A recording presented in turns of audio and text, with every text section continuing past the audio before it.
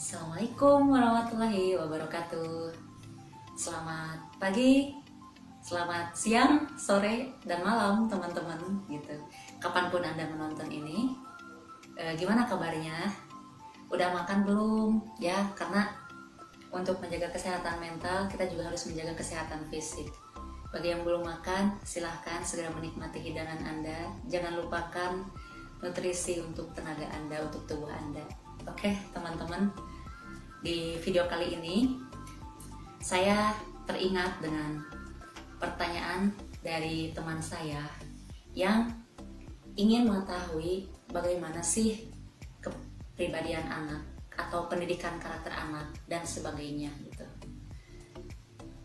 Kalau misalkan teman-teman ingin jawaban yang lebih puas, mungkin gak di sini tempatnya gitu. Banyak sekali ahli-ahli di sana yang lebih mengetahui gimana sih cara yang terbaik untuk mengasuh anak dan sebagainya gitu. Tapi kenapa kalau misalnya saya nggak tahu kok malah dibawa ke video ini gitu. Ini saya hanya mencoba menjawab dari sudut pandang saya berdasarkan apa yang sudah saya pelajari, tentunya nggak serta-merta bicara aja gitu. Dan mungkin di sini terkesan akan agak soto ya gitu. Why? Pertama, saya belum punya anak gitu, jadi saya nggak akan tahu gimana cara mendidik anak yang sebenarnya, yang terbaik untuk anak tuh kayak gimana tuh nggak tahu gitu. Jadinya, ya kalau misalkan Anda masih ingin mendengar ocehan saya, ya silahkan dilanjutkan. Jika tidak, silahkan boleh langsung tutup gitu. Oke?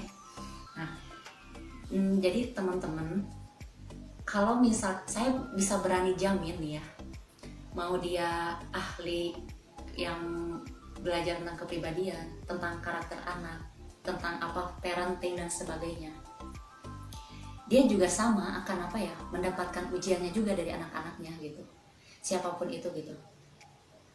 Dan sebenarnya yang akan saya jawab ini gitu, jawaban-jawaban yang akan saya jawab ini gitu, ini landasan yang sama untuk setiap permasalahan, bukan hanya tentang anak sih gitu. Jadi kayak memang ini objeknya atau misalnya yang sedang kita bicarakan ini adalah tentang karakter anak, gimana cara mengasuhnya.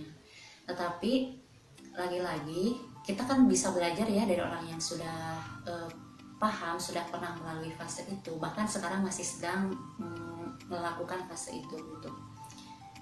Kalau misalkan masalah anak ini tadi saya katakan pasti akan ada ujiannya gitu. Karena ya di dunia tempat ujian kan, mau seahli apapun itu dia tentang anak gitu. Meskipun dia bisa ahli untuk mendidik anak orang lain, ya akan ada ujian tersendiri dari anaknya sendiri gitu. Dan itu sebuah keniscayaan gitu, nggak mungkin enggak gitu. Jadinya jawaban yang diberikan oleh siapapun, expert, ahli, guru, tokoh, pembicara, motivator, yang suka berceramah dan siapapun itu, semuanya merupakan alternatif jawaban yang diberikan oleh mereka sesuai dengan kemampuan mereka, sepengetahuan mereka terhadap permasalahan kita. Jadi teman-teman ya bijak juga gitu menerima apapun saran, apapun cara yang diberikan oleh orang-orang di luar lingkungan keluarga Anda gitu. Karena gimana ya yang tahu keluarganya sebenarnya Anda sendiri gitu, yang udah tahu anak saya tuh gimana ya yang baiknya diurusnya dan sebagainya. Meskipun kadang memang ada kebingungan yang tentunya ya dari belajar tadi itulah kita bisa mungkin yang cocok seperti ini dan sebagainya gitu. Dan jawaban-jawaban yang diberikan oleh mereka pun ya itu sifatnya itu nggak mutlak dan mungkin akan pas pada beberapa orang saja dan sebagainya. Jadi kayak sesuai kebutuhan aja kita ambilnya gitu. Jadi mengasuh anak ini ya nggak bisa disepelekan, nggak bisa dimudahkan. Terlebih ini merupakan salah satu tugas mulia gitu. Jadinya kalau misalkan teman-teman nih misalkan bertanya kepada saya gitu, dan yang saya ketahui adalah tentang teori-teori yang ada di psikologi tentang perkembangan anak, tentang karakter anak, pendidikan anak dan sebagainya gitu. Ya itu mungkin teman-teman bisa apa ya, lihatlah di channel lain gitu, karena di sini saya nggak akan membahas itu gitu. Jadi kayak apa ya, ya kalau misalnya di psikologi itu kan kayak teori Baumrind dengan ya ada pola asuh orang tua permisif, demokratis dan sebagainya gitu. Jadinya itu bisa teman-teman dapatkan dari internet gitu. Nah, maafkan atas kesoktahuan saya di sini gitu, tapi saya hanya mencoba menjawab dari apa ya, hasil dari percakapan dengan teman saya sebelumnya gitu. Nah teman-teman, anak itu harus perlu kita sadari ya, dia itu anugerah gitu. Dan saya ya sekarang posisinya masih sebagai anak gitu, saya belum punya anak gitu. Tapi setidaknya teori yang saya pelajari gitu, atau misalkan saya lihat dari sekitar saya, ya dari orang tua saya, ya dari guru saya dan sebagainya gitu, itu harus disadari bahwa anak itu adalah anugerah gitu. Dan nggak bisa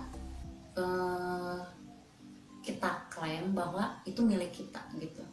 Jadinya bagi teman-teman atau misalkan Anda sekalian yang menonton ini ingin mengetahui gimana ya cara mengasuh anak sebaik-baiknya, saya katakan cara-cara yang ditawarkan di dunia ini itu yang tahu yang terbaik itu nggak ada satupun yang tahu oh ini loh yang pas, ini yang lebih ngena buat kamu dan sebagainya gitu. Karena yang apa ya, orang tua juga ketika dalam posisi itu sebenarnya juga belajar ke anak belajar ke orang tua. Jadi gak serta-merta apa ya, hubungan itu hanya dari satu arah, itu merupakan hubungan dua arah gitu. Harus ada interaksi di sana, harus ada komunikasi yang berjalan di antara keduanya gitu.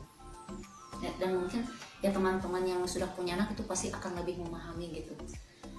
Apalagi bagi orang tua yang masih muda gitu, yang masih di usia muda atau misalnya masih belum banyak pengalaman, dan termasuk saya gitu ya saya juga nggak ada pengalaman untuk itu gitu, kecuali melihat anak didik dan sebagainya gitu. Jadi yang harus pertama kita sadari adalah ya tadi ya, anak itu anugerah. Anak itu anugerah yang Allah miliki, yang dititipkan, pinjaman gitu.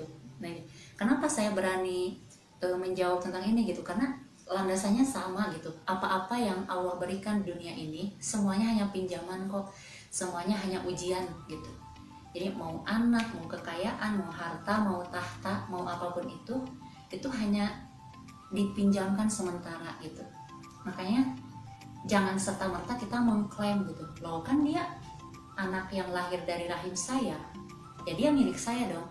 Secara kasat mata betul gitu, tetapi mereka juga punya apa ya, mereka juga punya milik mereka gitu. Gimana ya, jadi mereka juga berhak untuk memiliki diri mereka sendiri gitu.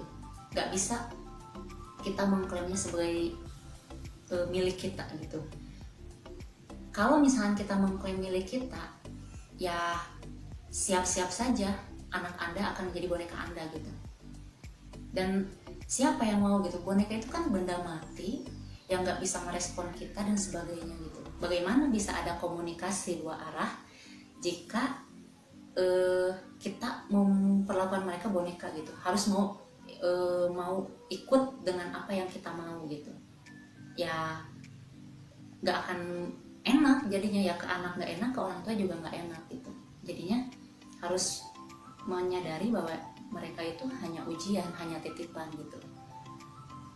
Yang berhak memiliki dia seutuhnya ya Tuhan gitu, ya Allah gitu. Jadinya nggak bisa kita mengklaim mereka mulai sekarang ya gitu. Ini bukan berarti kita lepas tangan ya, ini maksudnya dalam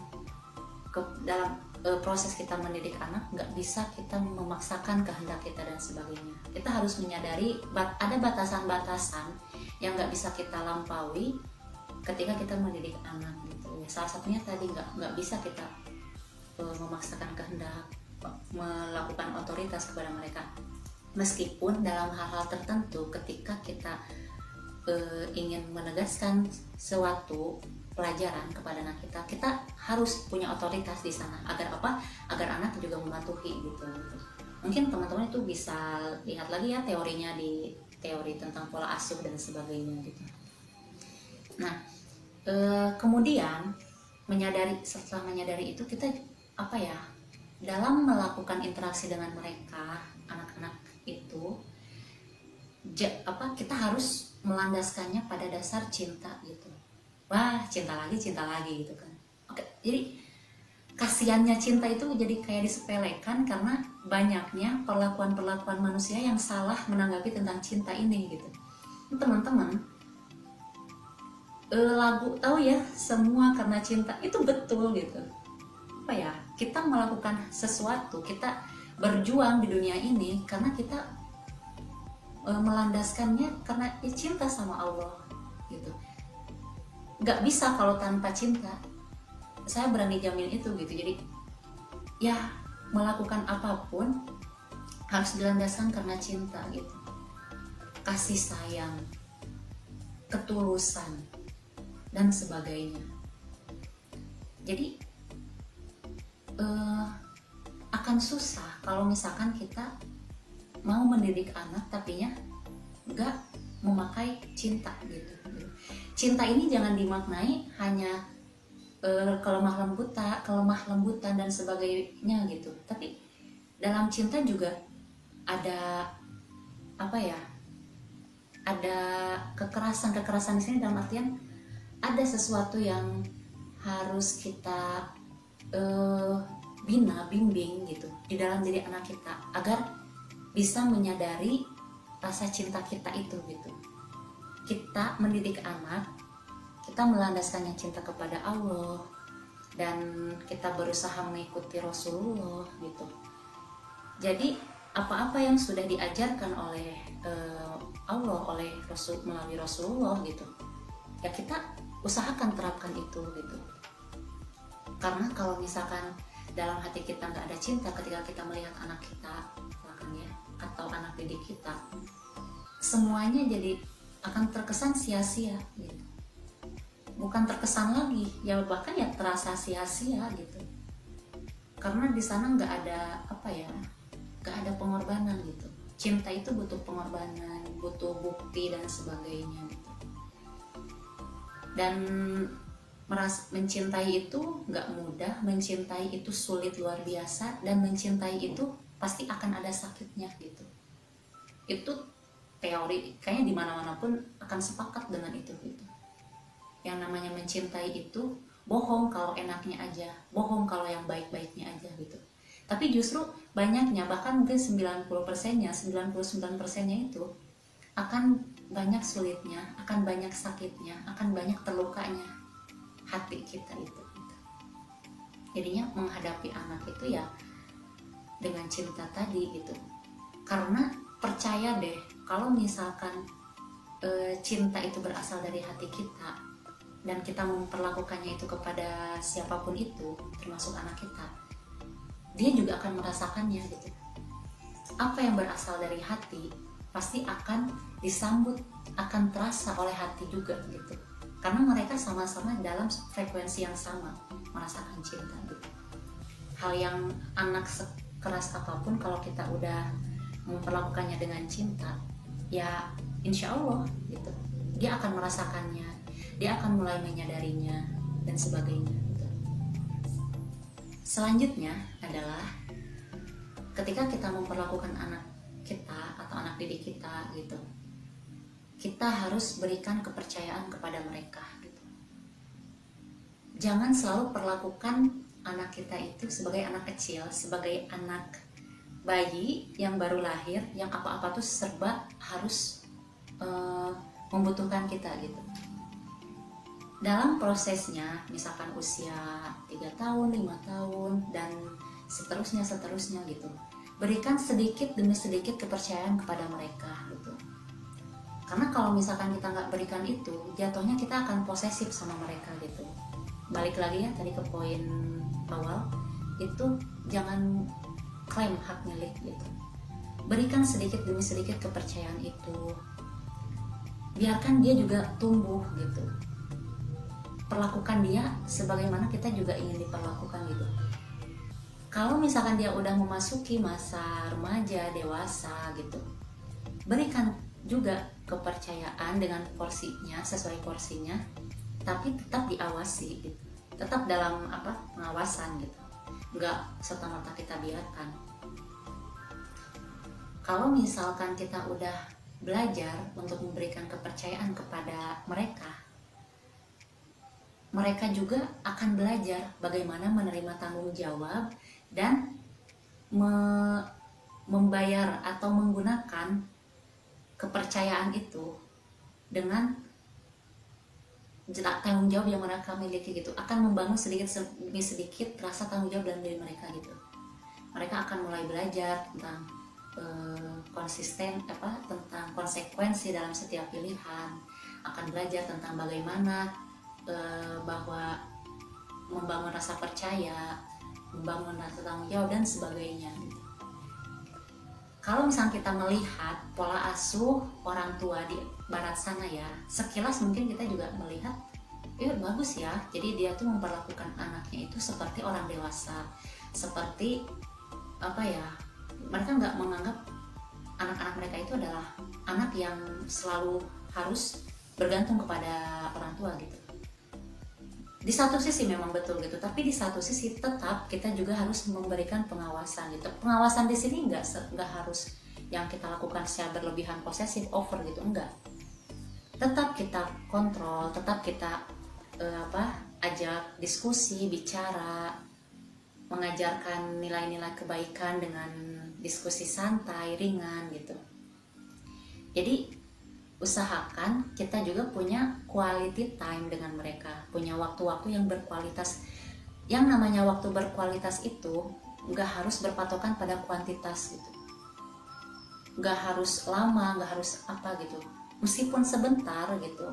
Nih ya, bagi orang tua yang sibuk kayak gitu ya kan, kayaknya susah banget nyari waktu kualitas. Selama kesibukannya itu memang untuk keluarga dan dia memang terlihat betul-betul sungguh ingin membangun suatu waktu yang berkualitas dengan anaknya, anak juga akan menyadari kok, orang tua kita itu nyempetin waktu loh buat ngobrol sama kita harus menghargai momen itu gitu. Jadi di waktu berkualitas itu, maupun itu hanya semenit gitu, itu akan diserap oleh anak gitu. Di waktu berkualitas itu jangan dipakai untuk debat kusir gitu, tapi kayak gimana sih kita bicara, diskusi dengan orang yang dewasa gitu, orang yang udah punya akal, udah punya pikiran gitu kan. Anak-anak itu ya usia akhir baliknya kan 9 tahun gitu. Nah itu di usia itu dan seterusnya gitu, itu ajaklah diskusi, ajak bercerita dan sebagainya. Karena dengan begitu mereka akan merasa, oh saya itu anak yang dihargai, anak yang diakui, anak yang sedang diajarkan untuk menjadi manusia gitu oleh orang tua saya sendiri gitu. Tidak hanya komunikasi itu satu arah, terus aja kita ngomelin dan sebagainya gitu. Ngomelin secara wajar itu boleh gitu, bahkan harus ada ngomelnya lah gitu. Biar biar ketika anak itu ngerasa kosong, ngerasa kangen, itu pasti akan yang terbayang di otaknya itu ya omelannya itu gitu, kayak ngocehnya mama, nasehatnya bapak dan sebagainya. Itu jadi kayak akan menjadi punya kenangan tersendiri dalam otak mereka gitu. Terkadang sewaktu-waktu boleh gitu. Dan kalau misalkan sekiranya udah agak kelepasan nih, kelewat batas, kita sampai melukai harga diri mereka, melukai apa yang sudah mereka bangun, kepercayaan mereka kepada kita dan sebagainya, jangan gengsi untuk minta maaf gitu. Kita harus langsung bergerak proaktif untuk minta maaf langsung gitu. Enggak, karena kan ya yang namanya manusia wajar gitu, ada hilafnya gitu. Terlebih juga ya orang tua juga belajar ke anak gitu, ya anak juga belajar ke orang tua. Pasti dalam prosesnya adalah peristiwa yang bikin sakit hati gitu di komunikasi tersebut. Tapi bisa kita obati, bisa kita perbaiki dengan permintaan maaf itu. Tapi permintaan maaf di sini bukan hanya formalitas ya, tapi kita benar-benar menyadari dan mengatakan, oke nak, saya minta maaf ya, tadi sudah terlalu berlebihan, kelewat batas, mungkin selama lagi lelah dan sebagainya gitu. Berikanlah alasan yang masuk akal, yang membuat mereka tuh dapat menerimanya dan menyadari bahwa oh iya, orang tua kita juga manusia juga gitu, dan orang tua juga menyadari anak kita juga manusia biasa dan sebagainya gitu lah. Sehingga sesuatu yang tadinya menyakitkan bisa terobati dengan sesuatu yang memiliki makna baru lagi di otak si anak dan di otak orang tua juga gitu. Itu penting ya, menerapkan tiga kata yang ajaib: tolong, maaf, dan terima kasih. Itu adalah kata-kata yang ajaib bagi komunikasi antar manusia gitu. Siapapun itu, bukan hanya orang tua ke anak, bukan hanya guru ke murid, bukan hanya teman ke teman, atau dari antar pasangan dan sebagainya. Itu adalah suatu kata kunci ajaib yang membuat setiap manusia itu merasa dihargai, merasa diakui, merasa dianggap, dicintai, dan oh iya, aku manusia gitu. Jadi kalau misalkan kita sudah belajar menerapkan itu di lingkungan kita sendiri, di keluarga kecil kita sendiri, dengan sendirinya si anak akan membawa kebiasaan itu ke lingkungannya, meskipun itu di luar lingkungan keluarga gitu. Mereka akan terbiasa dengan attitude itu kepada siapapun, tahu bagaimana cara berlaku, bersikap gitu. Itu poin penting ya. Orang tua nggak boleh gengsi ketika punya salah, anak nggak boleh mau seenaknya kalau misalnya punya salah. Kedua-duanya harus menyadari itu gitu, karena ya dua-duanya juga manusia gitu, manusia biasa yang sedang berproses, yang saling belajar. 3 kunci ajaib ini selalu selalu memberikan hasil, itu bisa dijamin.